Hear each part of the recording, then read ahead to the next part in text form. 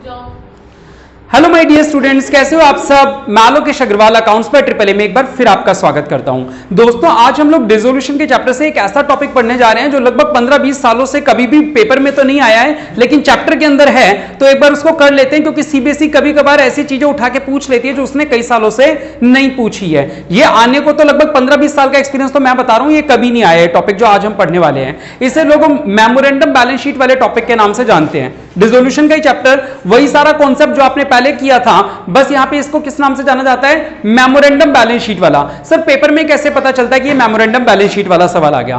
बहुत सिंपल सी बात है, बातें बंद हो जाएंगी। मेमोरेंडम बैलेंस शीट वाले सवाल की पहचान क्या है? सर एक डिसोल्यूशन का ऐसा क्वेश्चन जिसमें जर्नल एंट्री नहीं पूछी। क्या पूछा है? Realisation account, capital account, bank account पूछी। ये तीन चीजें हैं। जब ये तीन चीजें पूछी हो तो वो बैलेंस शीट देते हैं या नहीं देते? अभी तक हमने जो सवाल किए थे कल के जर्नल वाले टॉपिक को छोड़ के, उससे पहले जब चैप्टर शुरू किया था तब हमेशा सवाल में एक बैलेंस शीट गिवन होती है, फिर वो हमसे तीन चीजें पूछता है, रियलाइजेशन अकाउंट, कैपिटल अकाउंट और बैंक अकाउंट। ये तीन चीजें पूछता है। लेकिन अगर किसी सवाल में बैलेंस शीट ही गिवन नहीं है और फिर भी उसने पूछ लिया कैपिटल अकाउंट, रियलाइजेशन अकाउंट और बैंक अकाउंट बनाओ, इसका मतलब ये कौन से वाला टॉपिक आ गया?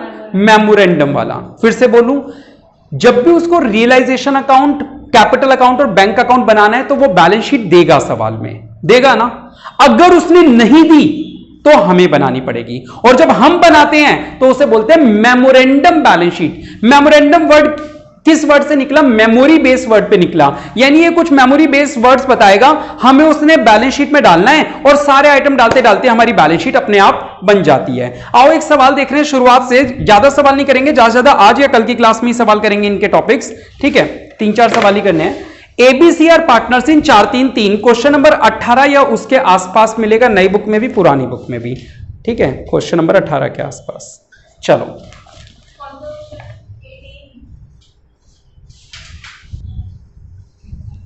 आओ बेटा शुरू करते हैं सवाल। ABC are partners sharing in the ratio 4:3:3, question number 18 new book का, ठीक है? ओल्ड का भी उसी के आसपास है। एबीसी पार्टनर्स है किस रेशो में? 4:3:3 में, ठीक है? और क्या लिखा हुआ है? They decided to dissolve the partnership firm, वो फर्म को क्लोज करना चाहते हैं। बहुत अच्छी बात है, कर दो। At the date of dissolution, यानी जिस दिन डिसोल्यूशन करना है उस दिन क्या दे रखा है? Their creditors amounted to ₹16,800। कह रहे हैं उस दिन इनके क्रेडिटर जो थे वो 16,800 के थे। बेटा ये सारी चीजें वो क्रेडिटर डेटर हमेशा बैलेंस शीट देके बताता है जब उसको सवाल बताना होता है, लेकिन वो यहां क्या कह रहे हैं? यहां पे पैराग्राफ में बता रहे हैं। तो क्यों ना हम एक काम करें, सबसे लास्ट लाइन पहले पढ़ो, prepare the realisation account, partners capital account और also show the bank account. ये तीनों चीजें पूछी और सवाल में बैलेंस शीट नहीं दी, यानी बैलेंस शीट हमें बनानी पड़ेगी, और उस बैलेंस शीट का नाम क्या होगा? Memorandum balance sheet. बिल्कुल सही, memorandum balance sheet.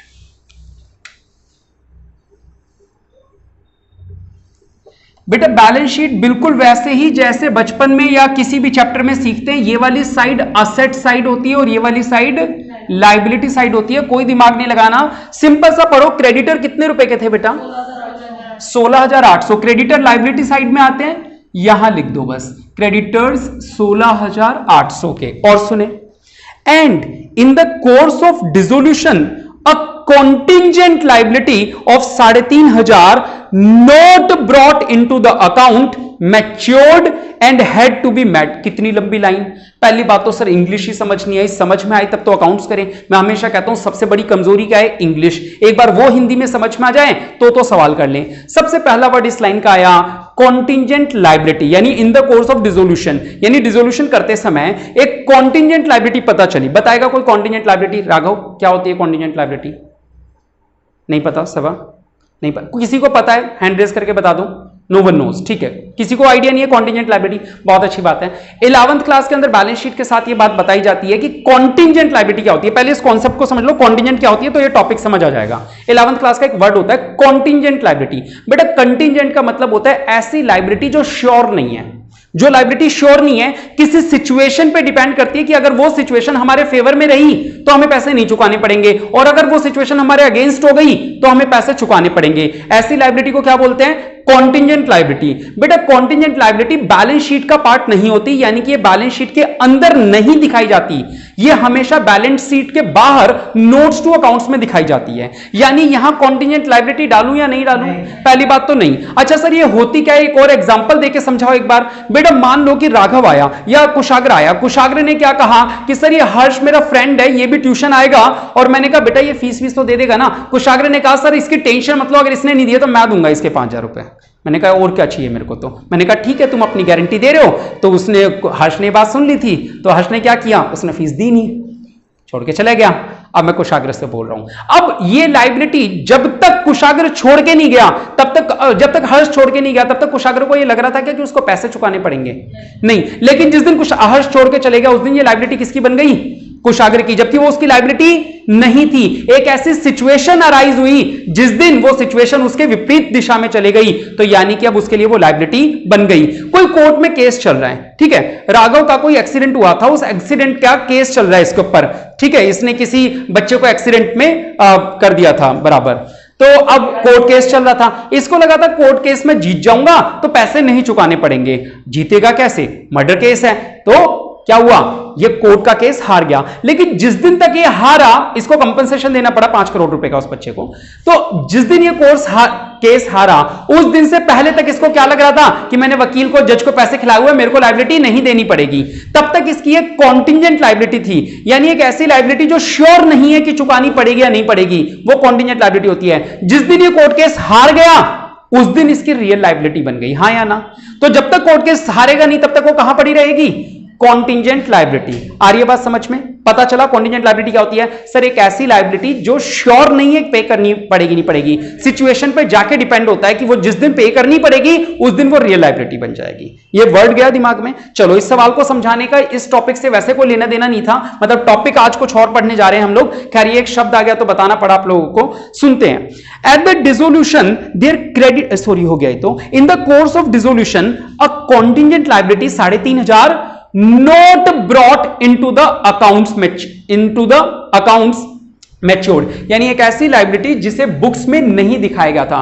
Not brought into the accounts का मतलब जिसे बैलेंस शीट में नहीं दिखाया हुआ था, वो मैच्योर हो गई और उसकी पेमेंट करनी पड़ गई। फायदा हुआ या नुकसान? नुकसान हुआ। बेटा यहां बनेगा एक रियलाइजेशन अकाउंट। कौन सा अकाउंट? Realisation account. और नुकसान हुआ तो रियलाइजेशन के डेबिट साइड में आएगा, क्योंकि पेमेंट कर रहे हैं हम लोग। तो क्या वर्ड आएगा? टू कैश या बैंक। बैंक लिख लो, चलो, टू बैंक। यहां लिख दे, एक सेकेंड, यहां लिख देता हूं कॉन्टिजेंट लायबिलिटी। अब बोलो। जैसे जनरल एंट्रीज में टू बैंक और आप कैश लिखाते हो तो सही रहेगी ना एग्जाम में? बिल्कुल सही है। 12th क्लास में आप कहीं पे भी कैश या बैंक वर्ड यूज करो, कोई फर्क नहीं पड़ता है, ठीक है। चलो, किसी भी चैप्टर में। हाँ, 3,500 की लायबिलिटी पे करनी पड़ी। एक बार यहां लिख देता हूं, बाद में बात करेंगे कि सेकंड इफेक्ट भी होना चाहिए। जब बैंक अकाउंट बनाएंगे तो उसमें भी जाना चाहिए बैंक अकाउंट। बेटा देखो, मैं आप लोगों को फिर से 1-2 रूल्स बता दूं, वैसे तो आप लोगों को पता ही है इनके रूल्स, फिर भी एक बार फिर से बता देता हूं। बैंक या कैश अकाउंट का रूल क्या होता है? कैश लिखा था, बैंक, अरे यार बैंक लिखा था, चलो कोई बात नहीं।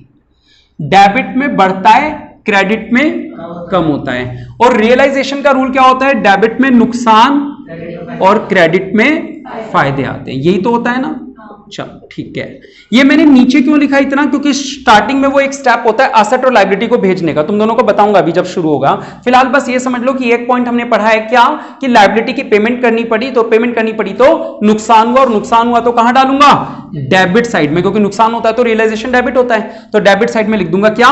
To bank. ब्रैकेट में चाहो तो कॉन्टिजेंट लायबिलिटी 3,500 लिख सकते हो। ये पॉइंट समझ में आया? छोटा सा पॉइंट था, एक्सप्लेन करने में ज्यादा समय ले लिया मैंने, 7 मिनट के आसपास। चलो आगे चलते हैं। Their capital stood at 12,000, 10,000, 8,000। Capital यहां पे आएगी बेटा ABC, कितनी?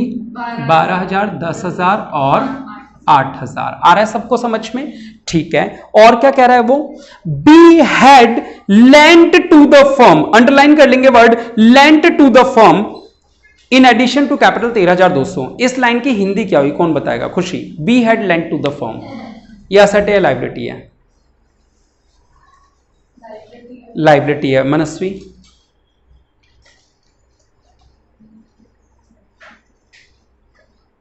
बस इतना पढ़ना है, B had lent to the firm, और कुछ नहीं पढ़ना।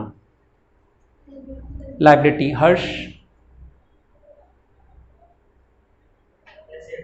असेट राघव, असेट, चलो ठीक है, दोनों गलत हो बेटा। B had lent to the firm, lent का मतलब होता है उधार देना, टू द फर्म, टू का मतलब को, इंग्लिश की हिंदी बनाओ, मैं हमेशा कहता हूं आप लोग समझते वही हैं। B had lent to the firm, B ने फर्म को पैसा उधार दिया, हाँ या ना, बी ने फर्म को उधार दिया। हमें ये जो बैलेंस शीट है ये किसकी बन रही है, बी की या फर्म की, फर्म की। बी ने फर्म को उधार दिया यानी फर्म के लिए एसेट है या लायबिलिटी है, आ रही है बात समझ में। तो बेटा अभी तक आप लोग सोचना शुरू नहीं कर रहे हो, इस बात को ध्यान से सुन लो, आप लोगों को जितनी ज्यादा इंग्लिश क्लियर होगी अकाउंट्स के अंदर उतनी अकाउंट्स क्लियर होती जाएगी। B has lent to the firm, B ने फर्म को पैसे दिया, आप चाहो तो लिख लो लायबिलिटी बेटा, है ना, लेंट टू द फर्म को अंडर। आगे द असेट्स रियलाइज्ड 45,670, असेट्स कितने में बिकी, 45,670 में बिकी हैं या इतने की हैं, बिकी हुई वैल्यू यहां बैलेंस शीट में आएगी या रियलाइजेशन में आएगी, और जब असेट बिकेगी तो फायदा होगा या नुकसान, फायदा होगा, इस तरफ लिखेंगे बाय बैंक, आ रही है बात समझ, बाय बैंक ब्रैकेट में असेट रियलाइज्ड, आ रही है बात समझ में। चलो बताओ कितने रुपए, 45,670। कोई डाउट किसी को नहीं होगा। चलो यहां पे एक अकाउंट और बना देता हूं, पार्टनर्स कैपिटल अकाउंट, एबीसी नाम है, A B C, A B C. चलो अब बेटा शुरू करते हैं, मेरे डिजाइन बनके तैयार हैं, एक बार ऊपर से यहां से शुरू करते हैं। बेटा एक बात बताओ, ये लायबिलिटी साइड का जो टोटल होता है क्या वो हमेशा असेट्स के बराबर होता है, हाँ या ना, लायबिलिटी और असेट का टोटल हमेशा बराबर होता है बैलेंस शीट में, यानी जो टोटल यहां आया है 8 और 2 10, 1 और 7 और 2 9 8 17 और 3 20, 2 और 6 60,000, जो यहां आया है वही यहां होना चाहिए, लेकिन सर यहां तो कोई वैल्यू है ही नहीं, तो 60,000 में से जब जीरो माइनस होगा तो कितना बचेगा, ये जो बैलेंसिंग फिगर बचा ये सन्ड्री असेट्स कहलाएगा, क्योंकि हमें असेट का नाम नहीं पता ये 60,000 किस चीज की वैल्यू है, तो इसको क्या बोल देंगे, अब आई बात समझ में। और सन्ड्री असेट को जब कुएं में डालेंगे, याद है रियलाइजेशन क्या होता है, कुआं, वो वीडियो देखी अशपूरी अभी तक नहीं देखी होगी ना, वेरी गुड बेटा।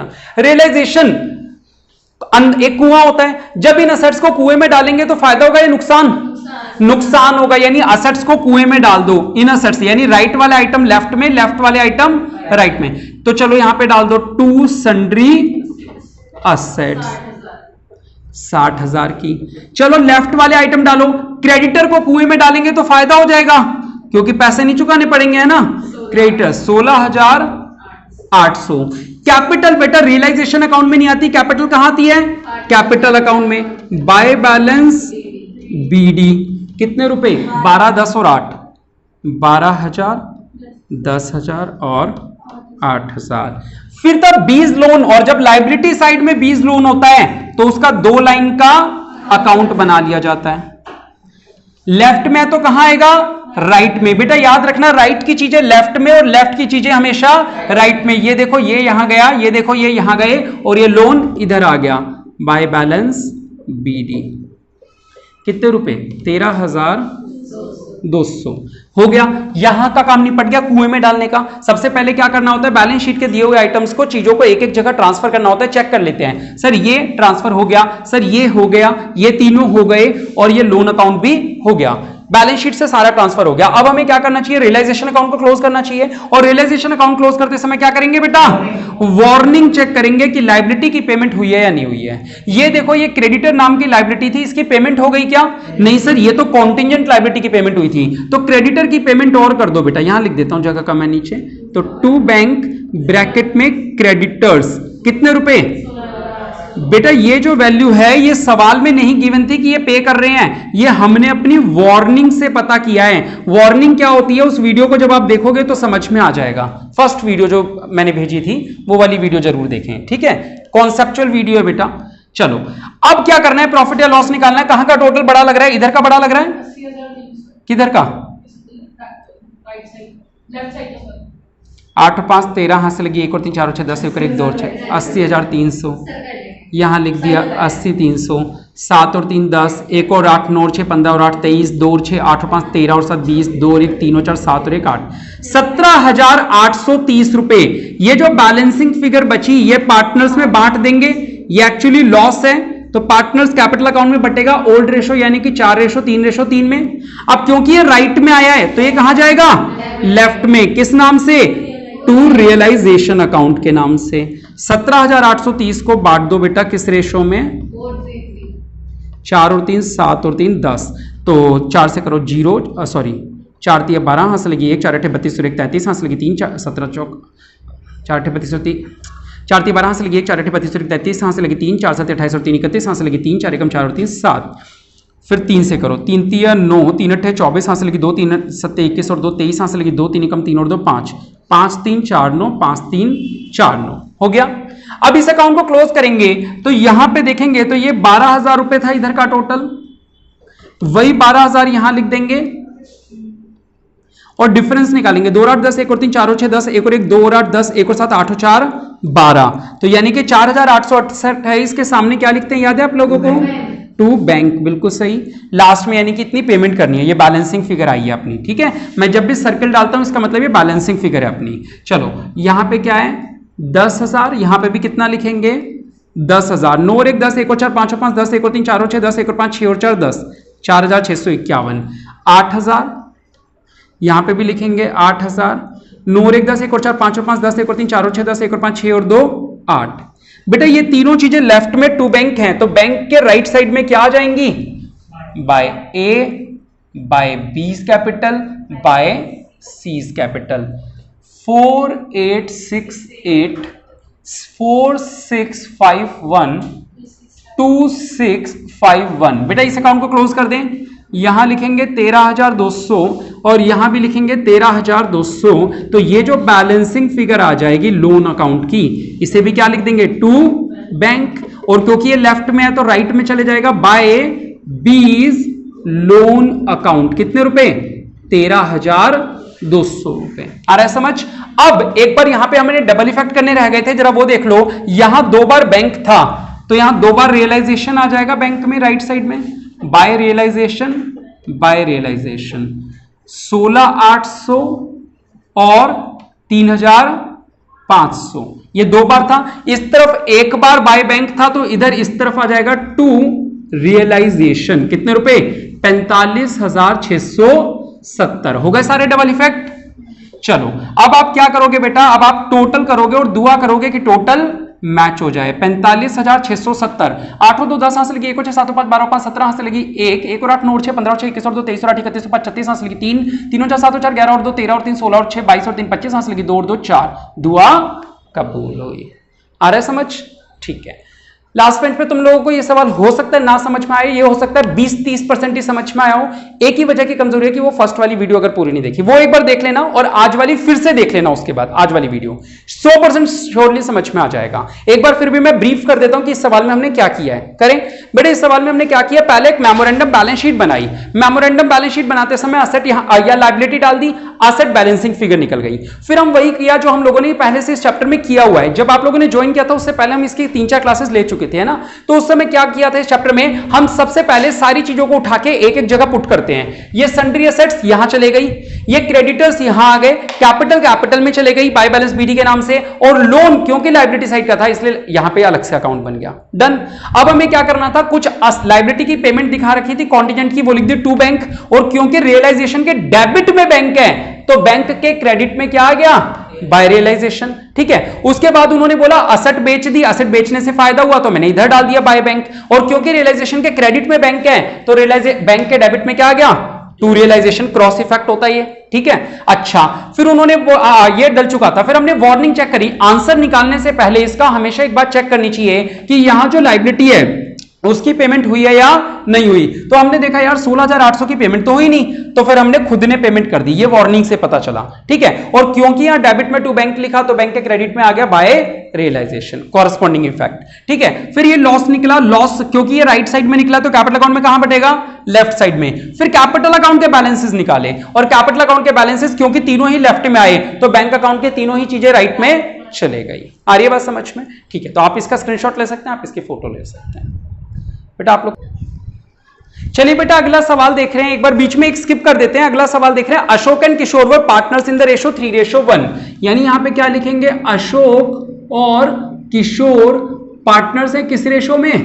3:1 में। अब देखो बेटा सवाल के अंदर लिखा हुआ है they agree to dissolve the firm, यानी वो डिसोल्यूशन करने के लिए तैयार बैठे हुए हैं।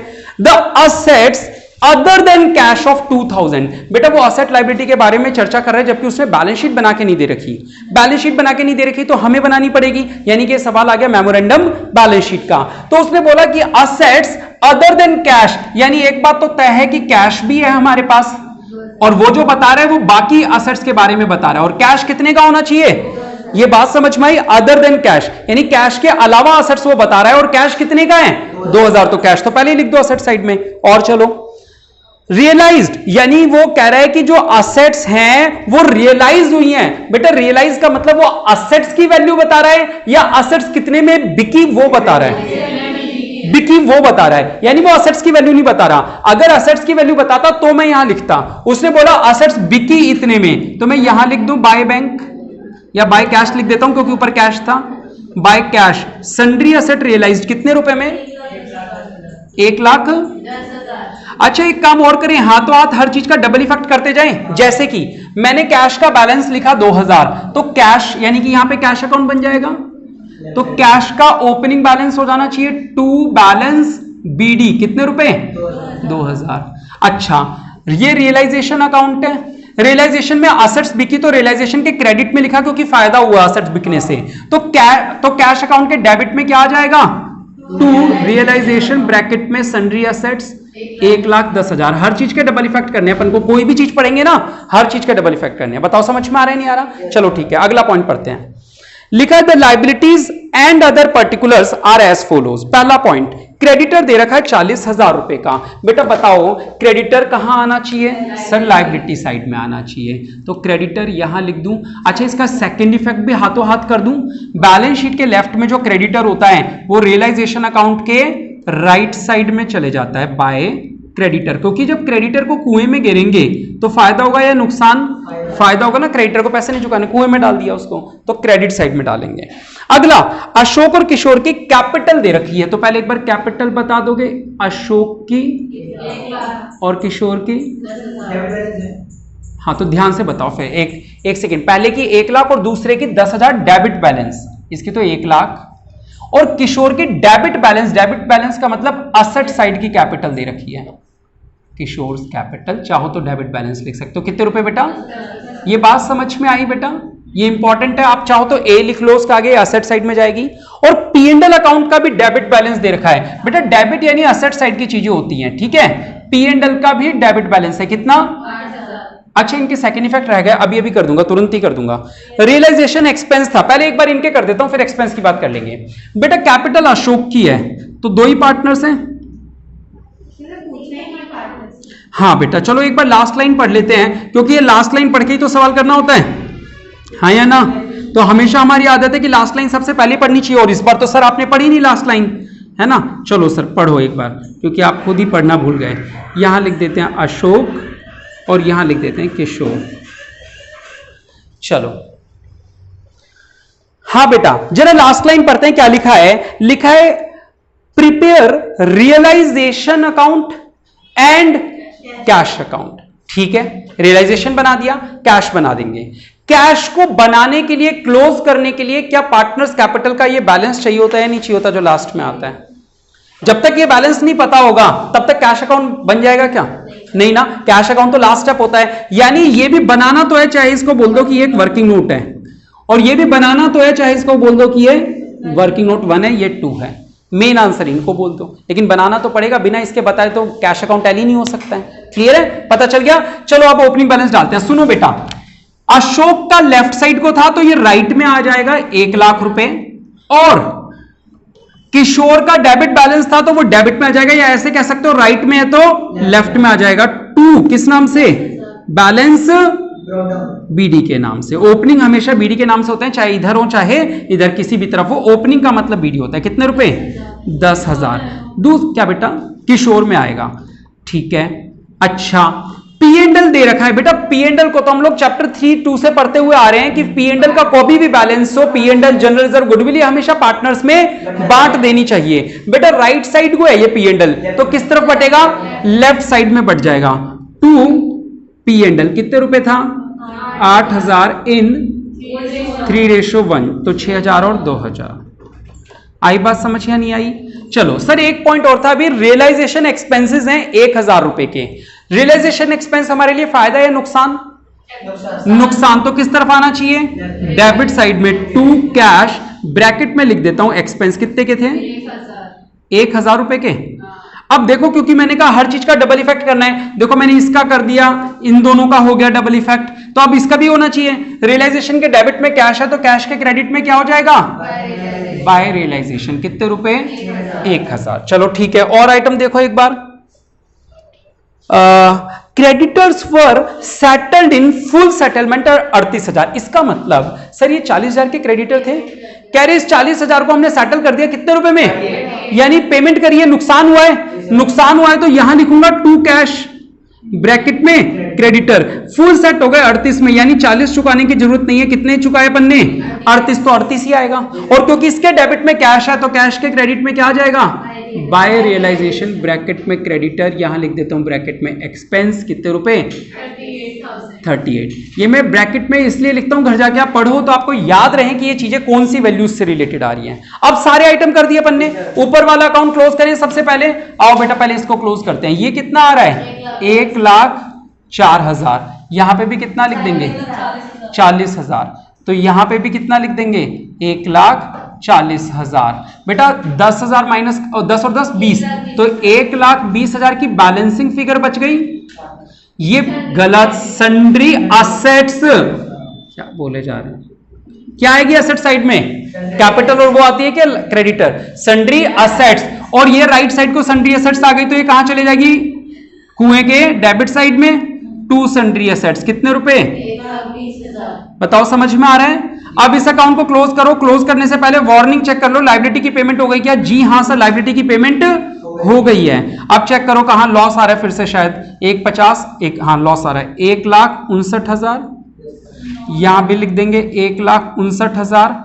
50 माइनस करेंगे कितना हो जाएगा? 9,000। क्या लिखेंगे? Bye partners capital account. किस रेशो में? 3:1। राइट में है तो लेफ्ट में लाके बांट दो। To realisation account. कितने रुपए बांटने हैं सर? 9,000 को 3:1, 4 से डिवाइड कर दो, 2,250, तो यानी कि 6,750। अब क्लोज कर दो बेटा। इस बंदे का यहां 1 लाख का टोटल है, यहां पे भी लिख देंगे क्या? 1 लाख। 5 और 5 10, 1 और 7 8 और 2 10, 1 और 6 7 और 6 13 और 7 20 हासिल की 2 और 8 10, 87,250। जो डिफरेंस आया उसे किस नाम से लिखते हैं? टू बैंक या कैश जो भी था, है ना। फिर इस बंदे का इधर का टोटल ज्यादा है 14,250, यहां भी लिखेंगे 14,250। यहां बैलेंसिंग फिगर आ रही है इस बंदे की, हाँ या ना? तो क्या लिख देंगे? बाय कैश या बैंक जो भी है, बाय कैश। ठीक है, चलो अब क्योंकि लेफ्ट साइड में ये देखो अशोक के लेफ्ट साइड में कैश है तो कैश के राइट साइड में क्या आ जाएगा? बाय अशोक। कितने रुपए? 87,250। और किशन नाम था ना शायद, किशोर। किशोर के राइट साइड में कैश है तो कैश के लेफ्ट साइड में क्या आ जाएगा? टू किशोर। कितने रुपए? 14,250। बेटा सारे आइटम हो जाते हैं तो क्या करते हैं? दुआ करते हैं कि टोटल मैच हो जाए। चलो दुआ करो सब लोग। 250, 2 और 4 6, 1 और 1 2, 1,26,250। यहां भी क्या आएगा? 200, 1 और 8 9 और 7 16, 1 और 3 4 और 8 12। दुआ कबूल हुई। अब आया समझ? हर चीज के डबल इफेक्ट करते हुए चलो तो आराम से हो जाएगा आप लोगों का सवाल। ठीक है, चलो आप लोग इसका स्क्रीनशॉट ले सकते हो, आप इसकी फोटो ले सकते हो। अगला सवाल कर रहे हैं हम लोग 21वां ही है ना। हाँ, एक्स एंड वाई पार्टनर्स हैं, शेयरिंग इन द रेशो 5:3। मिल गया सभी को? चलिए करते तेजी से सवाल। लिखा है they agree to dissolve the firm on 30 June. कोई भी डेट को डिसॉल्व हो रहे हैं ना डिसॉल्व, बढ़िया है। एक लाइन तो यूजलेस निकल गई। On the date the capital of X and Y were 80,000 और 40,000। इस दिन जो कैपिटल थी एक्स की और वाई की कितनी थी? बेटा सेकंड इफेक्ट भी हाथों हाथ कर दें। लेफ्ट को कैपिटल है तो राइट में आ जाएगी बाय बैलेंस बीडी। मैं लगातार 3 सवाल इसलिए करवा रहा हूं ताकि दिमाग में छप जाए कि हाँ इनका पैटर्न क्या करने का। 2-3 चीजें जब तीसरी बार कोई चीज हो जाती है तो वो दिमाग में घुसने चालू हो जाती है। चलो अगर आगे क्या लिखा हुआ है? द अमाउंट पढ़ के बताना एक बार। Owed by X to the firm was 32,000। एक ब्रैकेट बना दो ऐसे, ओड से पहले और फर्म के बाद ऐसे ब्रैकेट बना दो। ओड बाय, क्या लिखा था, owed by X to the firm was 32,000। क्या आप लोगों में से किसी को भी पता है तो हैंड रेज करके जवाब दे सकते हो, जिसकी बुक में लिखा हो वो नहीं बताएगा, है ना। Owed by X to the firm, asset है लाइबिलिटी, कुशाग्र लाइबिलिटी है। ओड बाय एक्स तुमसे तो हाँ असेट, असेट और कौन बच गया था, हाँ असेट है। आओ बेटा एक बार ओड का मतलब समझते हैं। ओड बाय यानी ओड बाय का मतलब जिस बंदे ने ऋण ले रखा है उसका नाम। ओड बाय एक्स यानी कि एक्स ने उधारी ले रखी है। ओड बाय एक्स क्या लिखा है, टू द फर्म यानी एक्स फर्म को चुकाएगा, समझ रहे हो। Owed by X to the firm यानी एक्स फर्म को पैसे चुकाएगा। अंडरलाइन करके साइड में कहीं लिख लो, ये हमारे लिए क्या है, असेट है। साइड में ए लिख लो कहीं पे, ये हमारे लिए क्या है, असेट है, एक्सेस लोन।